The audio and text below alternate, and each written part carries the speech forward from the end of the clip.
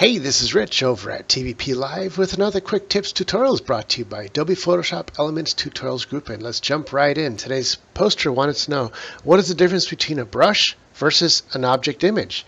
So on the left here we have a brush, and on the right here we have an image that is an object, which is kind of like a JPEG that was turned into a PNG. If I turn off the background, you'll see that the object has no background. It's on its own. Same with the brush. Similarly, the only difference is a brush is more like a pen where you can draw. So if I delete that, if I go up here to brush and come down here and choose the leaf and go like 200 point, and it's like drawing. It's like a pencil drawing, and I can do that. See that? Those are brushes. It's stuff to draw with.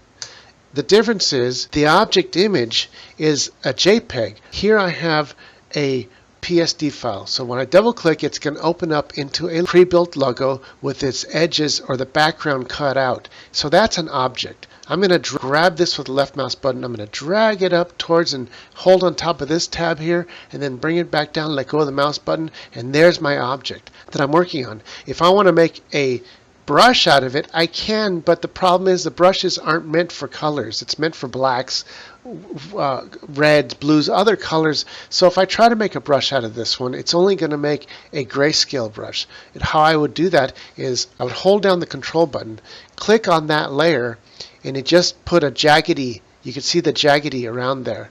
I go up here to edit, come down to define brush as selection, and see it's already showing you here that it's a grayscale. And as soon as I hit OK, I'm going to find it when I hit the brushes down here, come down here to the brush style. As soon as I click that, you see what comes up, a bunch of brushes, and at the very end is the latest one that I created. But you see they're all black and white, and as soon as I click it, it's going to bring up a rendition of the original logo. When I click it here, you'll see it basically made it in a grayscale.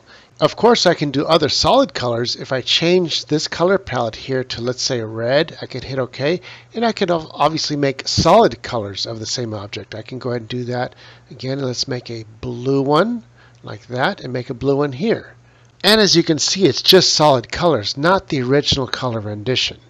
But it was meant to draw, so I could go like this and draw it over and over and over again. That's what it was meant for. So if you want, let's say we bring in a photo. If I wanted to stamp that, I would want to make this a lot smaller. Let's say like, I don't know, 150 point, and I could make a new layer and stamp it right there. And there's my logo. The problem is that it's black and white. If you want it to be colorful, then you want to go back to your original Photoshop logo that can be a PNG type where you don't see any background. I can go ahead and drag that into my photo, and as soon as I let go, there it is. Now I can just resize it and then place it on the photo. I can easily copy it by holding the Alt button and the left mouse button, and it copies it. So I can literally copy it as fast and as many times as I want. And that's the difference between brushes and object images. That's it for this tutorial. This is Rich calling it quits, saying over and out.